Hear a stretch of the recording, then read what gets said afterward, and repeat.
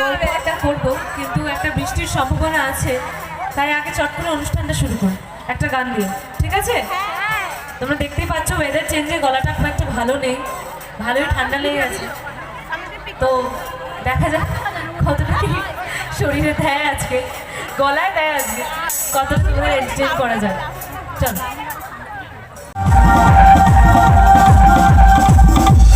এতদিন ভাবছি কবে